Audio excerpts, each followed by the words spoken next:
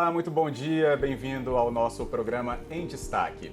Esse espaço vai ser usado para a gente trazer sempre um convidado de referência para colocar você também na referência com informações que chegam de líderes, gestores públicos, privados também, tudo aquilo que movimenta o nosso Espírito Santo. Pode ser na área política, econômica, também cultural e social. Por isso que a gente te convida, a partir de hoje, a acompanhar sempre esse espaço.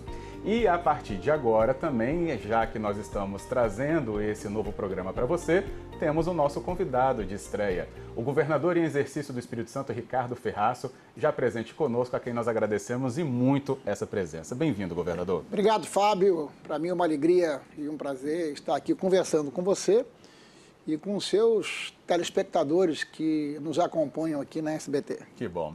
E justamente para trazer essa relevância, né, de tudo que o governador pode, então, também explicar para todo o Espírito Santo, nós começamos a nossa entrevista agora falando da economia. Governador, você esteve também à frente da pasta do desenvolvimento recentemente, né, acompanha todos os projetos que são tocados pelo governo do Estado, mas ainda mais o que fomenta, né, o setor privado.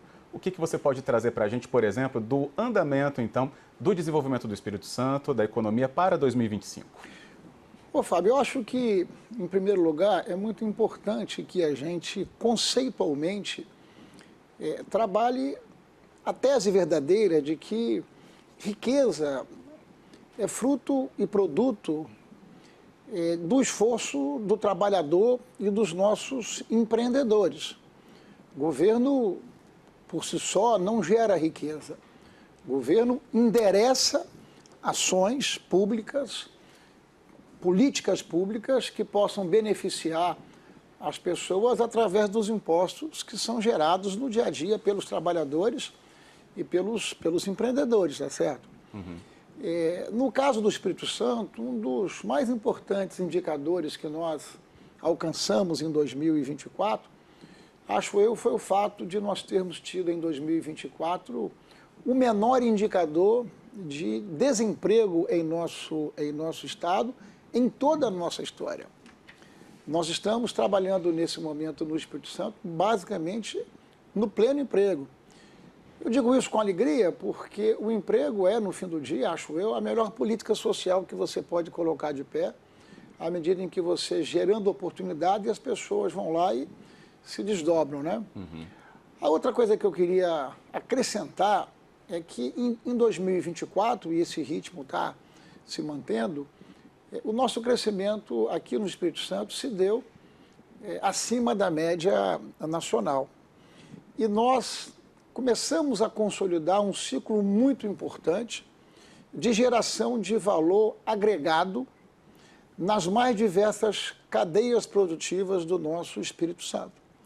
Se você pega, por exemplo, a atividade do café, que é uma atividade muito importante no Espírito Santo, Sim. porque gera muito emprego e distribui muita renda. Nós somos, tradicionalmente, um estado produtor de café verde, café cru. Uhum. Mas nós estamos na antessala de inaugurarmos aqui no Espírito Santo a maior fábrica de café solúvel do mundo. Já temos aqui 2 fábricas e agora teremos uma terceira. Por que isso é importante?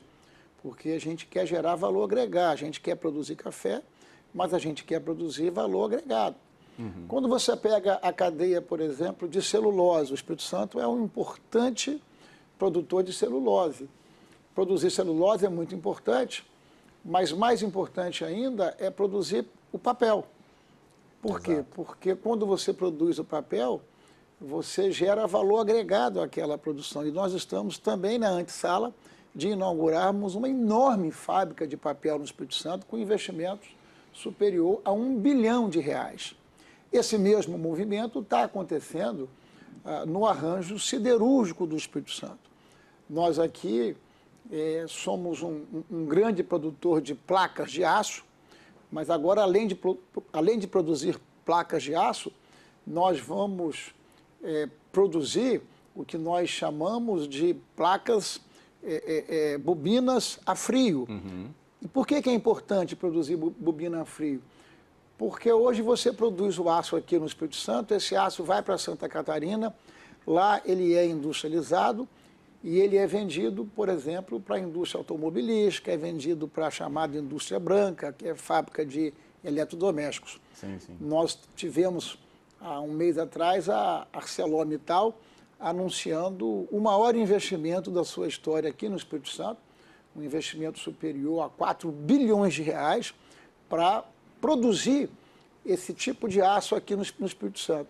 Isso vai nos permitir atrair para o nosso estado empresas automobilísticas, vai nos dar condição de trazer também para o Espírito Santo empresas que fazem parte da linha dos eletrodomésticos. Então, a nossa economia ela está se sofisticando, gerando maior e melhor valor agregado. Por que isso é importante também? Porque isso gera mais emprego de qualidade. E gerar emprego e emprego de qualidade é um propósito muito importante. Então, assim, o nosso estado está, de fato, vivendo um ciclo bastante dinâmico na sua economia.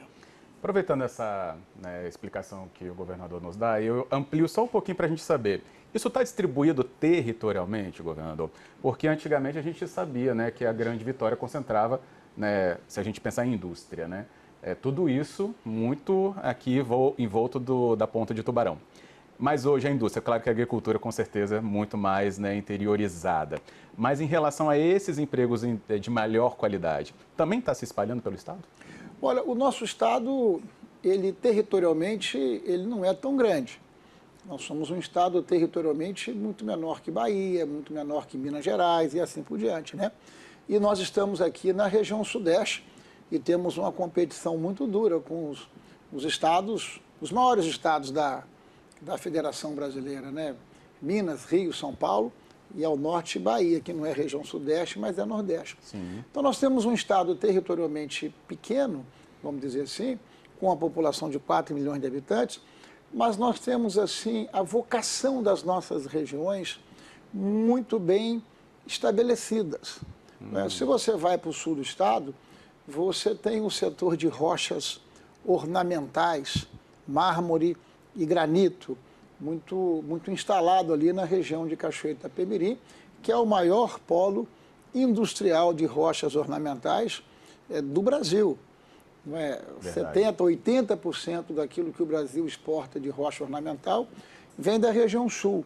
Quando você fala em siderurgia, você fala de fato aqui na região da Grande Vitória, que é uma região que recebe muitos investimentos, até por conta também da sua vocação e da sua infraestrutura portuária. Quando você vai para o norte, você tem a presença de um conjunto também muito diversificado de indústrias, né? O caso da Marco Polo, lá no município de São Mateus, por exemplo. É o fato da VEG Motores, lá no município de Linhares. Então, o nosso esforço é, de fato, para fazer o desenvolvimento acontecer em todas as nossas regiões do Espírito Santo, para que o estado possa se desenvolver por completo. Acho que tem uma questão que a gente pode utilizar nesse bloco ainda, é entender por que né, o equilíbrio fiscal do Espírito Santo fomenta isso, né, essa atração do investimento privado de uma maneira diferente do que a gente tem acompanhado na gestão pública tradicionalmente brasileira, né, governador? O senhor já esteve no Legislativo, está no Executivo, tem uma experiência muito ampla nessa visão que poderia até nos ajudar a entender. Por que então, garantir o equilíbrio fiscal garante que o investimento privado chegue até aqui também? Olha, Fábio, o investidor, o empreendedor, ele busca organização, ele busca estado equilibrado, ele busca estado em que você tenha segurança jurídica, previsibilidade. E o nosso estado, ele é seguramente um dos estados mais organizados do Brasil. Há 13 anos, por exemplo, nós somos nota A na Secretaria do Tesouro Nacional em responsabilidade. Inclusive, nós somos um estado que não abre mão da responsabilidade fiscal. Mas a responsabilidade fiscal aqui no Espírito Santo, ela não é fim, ela é meio. Meio para quê? Para que você, tendo um estado organizado, você possa ter e fazer os investimentos necessários. Tanto que nós somos o estado brasileiro que tem o melhor indicador de poupança corrente. O que significa ter o melhor indicador de poupança corrente? Significa ser o estado que mais investe.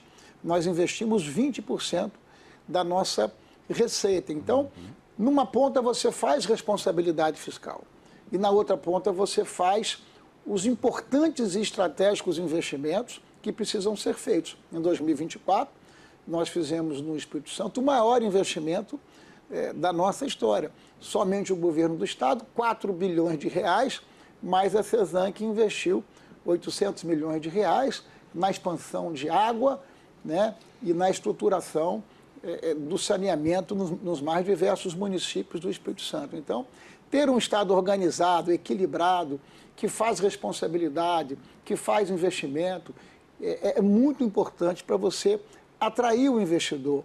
O investidor que vem para cá gerar emprego, uma das razões que o traz para cá seguramente é a organização do Espírito Santo. E investimento, né, a gente tem visto, até pelas palavras iniciais do governador, né, estão aí trazendo um desenvolvimento importante, vide quando a gente olha as vagas no mercado de trabalho. Na volta do nosso intervalo, a gente tem outras questões a abordar com Ricardo Ferraço, governador em exercício do Espírito Santo. Já, já.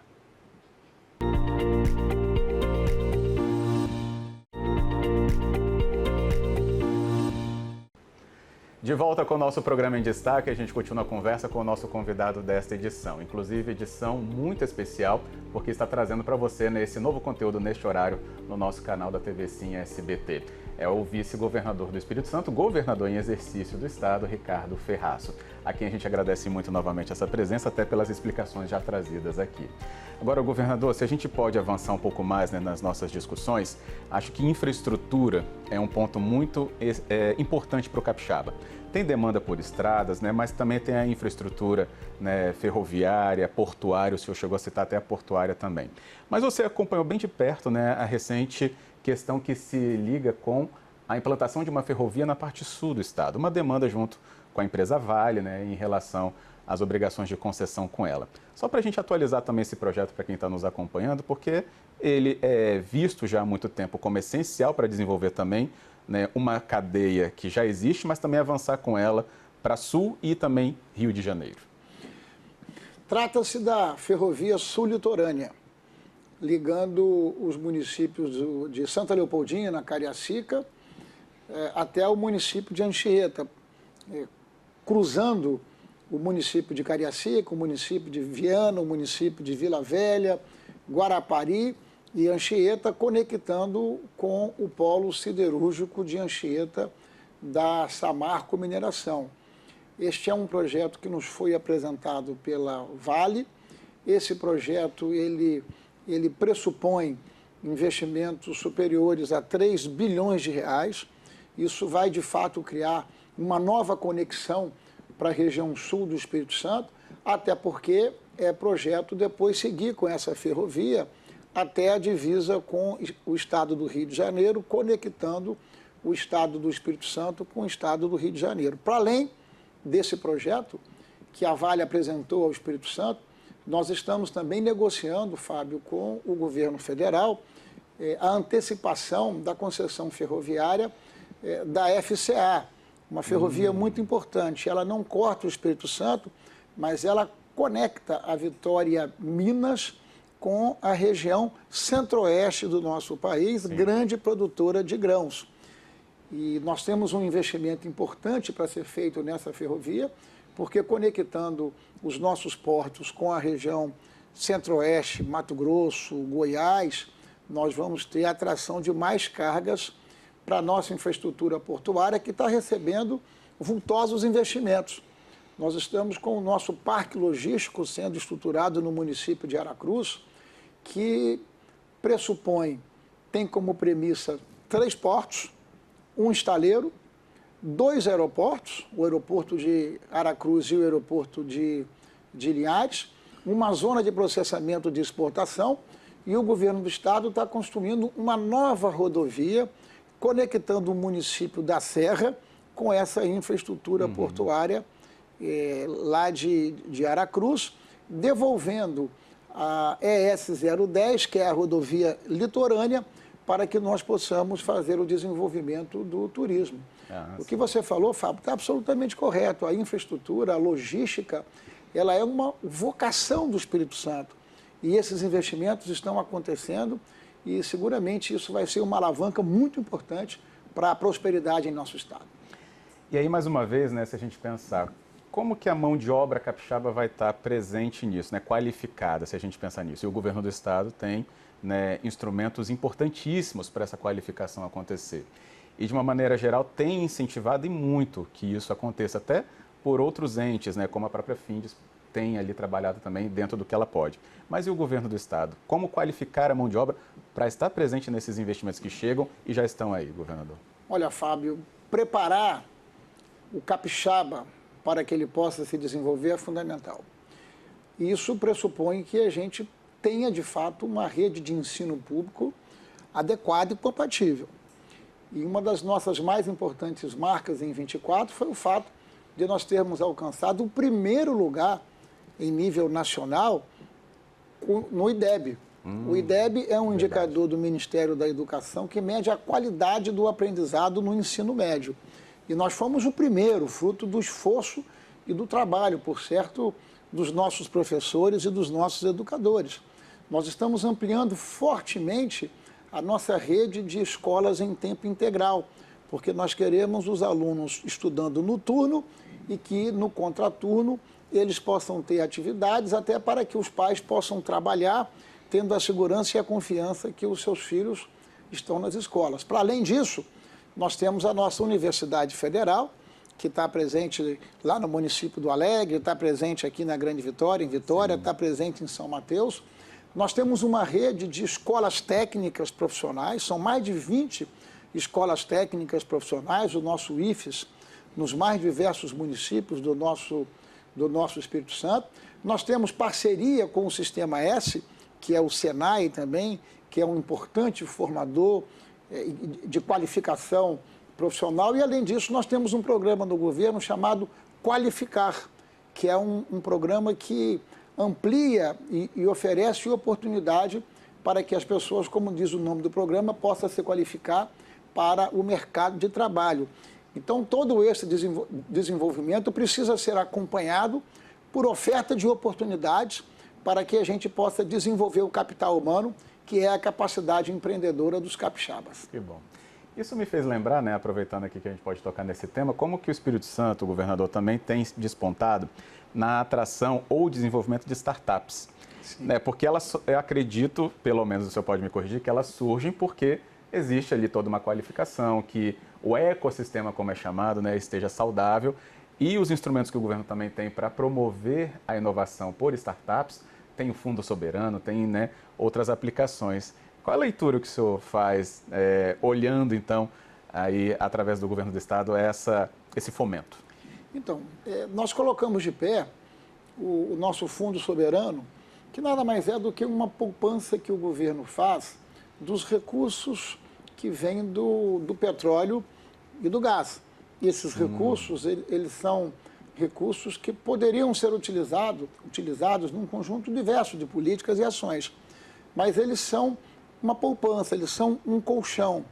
E aí uma parte desses recursos está sendo para financiar isso que você falou, essas startups, que são empresas fruto da capacidade empreendedora, da criatividade de um conjunto enorme de jovens que tem a ideia está bem formatada, mas precisa de recurso, e recurso em boa condição.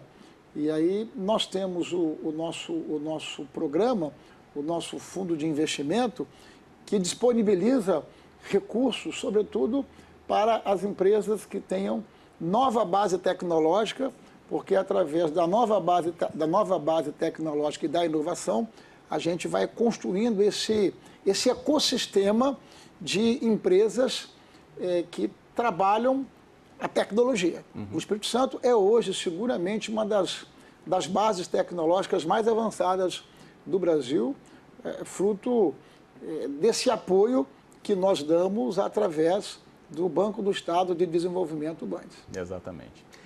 E tem uma questão, governador, aproveitando a sua leitura, e sempre acompanhou muito bem, né, como foi o andamento no Legislativo da reforma tributária.